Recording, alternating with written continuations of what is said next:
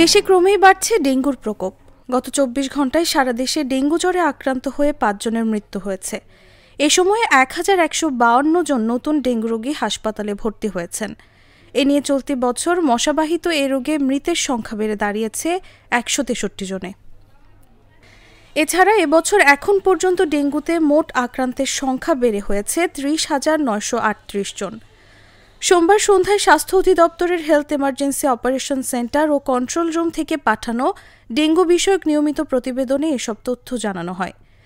প্রতিবেদনে বলা হয়, সারা দেশে গত ২৪ ঘন্টায় ডেঙ্গু জ্বরে আক্রান্ত হয়ে ১,১৫২ জন হাসপাতালে ভর্তি হয়েছেন।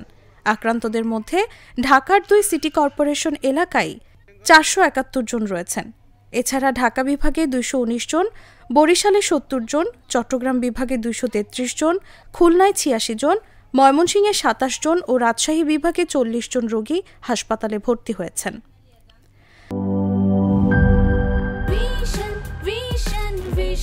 100% কপার কন্ডেন্সারে তৈরি ভিশন ফ্রিজ, তাই গুণে মানে অটুট থাকে বছরের পর বছর।